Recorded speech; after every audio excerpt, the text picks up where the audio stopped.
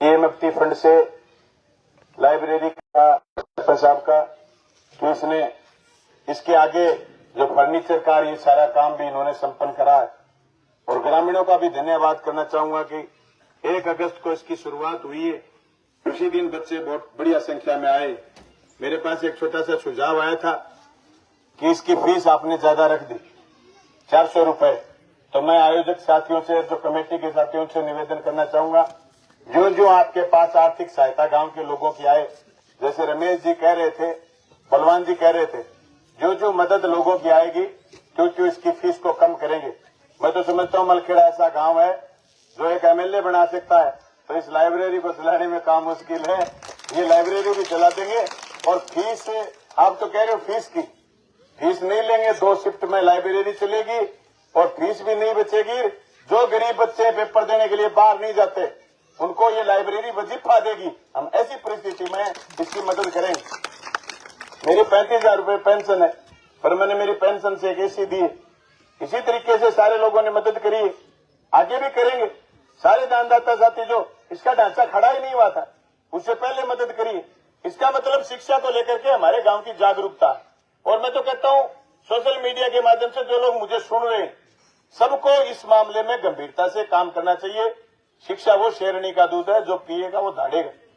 दाढ़ने का मतलब सवाल करेगा, व्यवस्था से सवाल करेगा, अच्छा बुरा में डिफरेंस करना सीख जाएगा, अधिकार के प्रति जागरूक होगा। ये सारे काम शिक्षा करती है। और इस लाइब्रेरी का ऐसा जोरदार संचालन कमेटी करेगी कि कभी किसी को सवाल उठाने का मौका ही नहीं मिले। और अगर किसी साथी का सुझाव, तो इसके बाद सुझाव पेटिका लगा दी जाए, सुझाव पेटिका में इसके सुझाव डाल दिए जाएंगे। या पढ़ने वाले बच्चों से खास करके मेरी अपील है, लड़के लड़कियों से, तो गच्छित होकर के पढ़े। और कोई बच्चा दिमाग में ये गलतफहमी नहीं पाड़े कि लाइब्रेरी हमारे लिए 3 बढ़िया ऐसी लगी आराम करने की जगह नहीं। लाइब्रेरी आराम करने की जगह नहीं है। ये लाइब्रेरी ऐसी जगह है जहां आपकी एक एक मिनट कीमती होगी और आप पर उस तरीके से खर्चा चल रहा होगा जैसे कोई एमएलए को विधानसभा में विधेयक बनाने के लिए खर्चा चलता है, वैसे आपका खर्चा चलेगा। इसलिए राम की जिम्मेदारी भी बढ़ेगी, खर्चा उनको करना पड़ेगा। तो पढ़ने वाले बच्चों की भी जिम्मेदारी बनती है कि लाइब्रेरी में बैठ करके आराम से समय स्पेंड करें, लेकिन उस स्पेंड समय का आउटपुट आए, उस समय से सदुपयोग हो, उस समय से पढ़ें, अच्छे पदों पर जाएं, नौकरी लगे या नौकरी नहीं भी लग पाए, या पढ़ने के दौरान इतना ज्ञान प्राप्त करें कि वो अच्छे इंसान जरूर बने।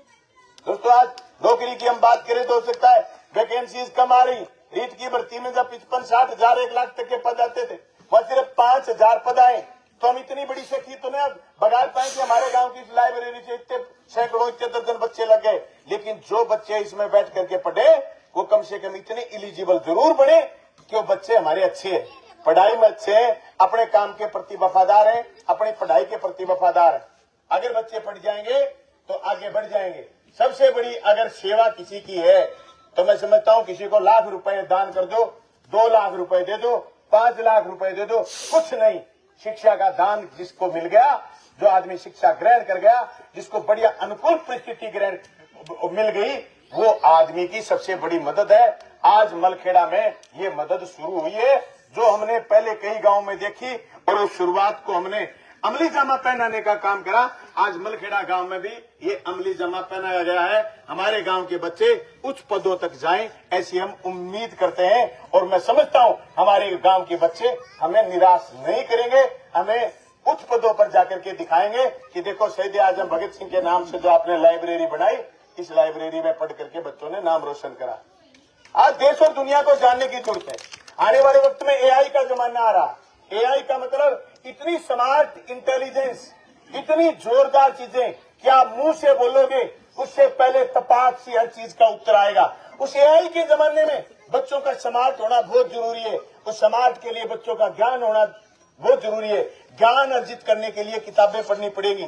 ज्ञान अर्जित करने के लिए आपके पास किताब नहीं है, लैपटॉप है, आपके पास फोन है, फोन में सारी बुक्स निकलती हैं। फोन में दोनों चीजें, अच्छी चीज भी है, बुरी चीज भी है। आपको कंसेप्ट तय करना है कि आपको कौन सी चीज प्राप्त करनी है। बुरी चीज प्राप्त करनी है तो फोन में वो भी उपलब्ध है। अच्छी चीज प्राप्त करनी है तो आपको एक चीज के सवाल के जवाब आपको फोन में प्राप्त है।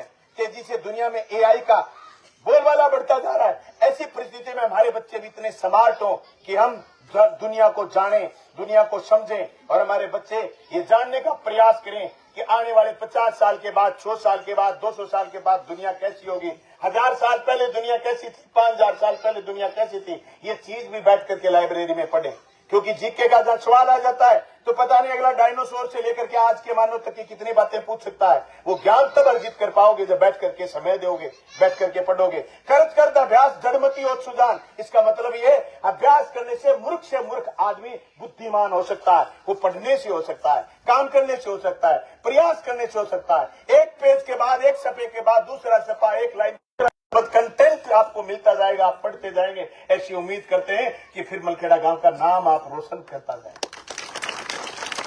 मैं सारे गांव के लोगों से कहना चाहता हूं, आज हम कोई राजनीतिक बात नहीं करने वाले। आज हमारा कोई राजनीतिक प्रोग्राम नहीं।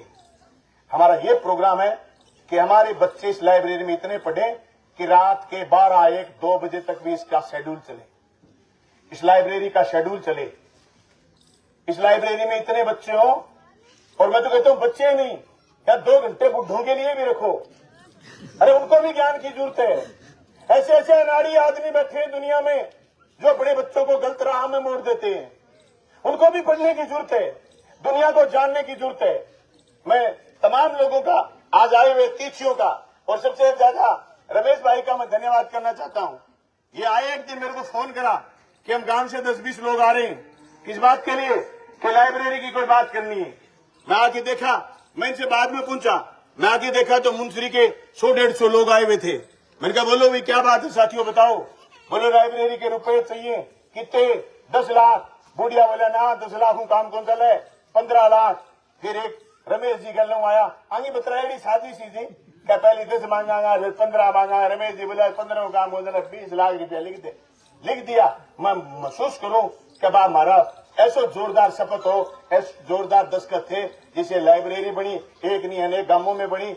अगर फिर कभी मौका मिला तो फिर पढ़ाई की जगह तय होंगी, इंग्लिश मीडियम स्कूल बनेंगे, और ज्यादा कॉलेज बनेंगे, और ज्यादा पढ़ाई के सेंटर बनेंगे, जहां हमारे बच्चे देश और दुनिया को जानने की हिम्मत करेंगे, जहां हमारे बच्चे अमीर और गरीब के बीच बढ़ रहे भेदभाव पर सवाल करेंगे, जहां हमारे बच्चे भाईचारे की बात करेंगे, जहां हमारे बच्चे अमन चैन की बात करेंगे, जहां हमारे बच्चे ये समझ पाएंगे कि आज दुनिया में गजा की स्थिति खराब क्यों है, फिलिस्तीन आज हमारा मुश्किल में कैसे है, कैसे आज जापान के लोग फिलिस्तीन पर चर्चा करते हैं, कैसे आज जापान में हजार लाखों लोग इकट्ठे होकर के गजा पर चर्चा करते हैं, कैसे हमारे लोग इतने इंटेलिजेंट हो जाएं कि जो दुनिया की एक एक चीज को जानने समझने की हिम्मत कर पाएं। ये ज्ञान इस लाइब्रेरी में बैठ करके पढ़ने से प्राप्त होगा। ऐसे हम उम्मीद करते हैं कि ये लाइब्रेरी ऐसा सेंटर बनेगी जहां हमारे बच्चे इतने जोरदार स्मार्ट होंगे कि दुनिया की हर चाल को, हर साजिश को, हर बात को, हर झूठ को, हर सच को आंकड़े के दम पर, तर्क के दम पर समझ पाएंगे और जान पाएंगे कि that is right, that is wrong, ये गलत है, ये सही है। ये बात जानने की हिम्मत ये लाइब्रेरी पैदा करेगी। हम हिम्मत पैदा करना चाहते हैं लोगों में, हम लोगों को बराबरी चाहते हैं कि लोग बराबर आके खड़े हुए, एक दूसरे के बराबर खड़े हो। ऐसी जोरदार दीवार बना दे जो दम्भ को, पाखंड को, भेदभाव को, असमानता को सबको मिटा दे और लोगों को बराबर लेकर के आए। आइए एक जोरदार नारे के साथ हम इस प्रोग्राम को संपन्न करेंगे। हम सब एक हैं, हम सब एक हैं। आपका बहुत बहुत धन्यवाद। शहीद आजम भगत सिंह अमर रहे, लाइब्रेरी हमारी अमर है। Thank you.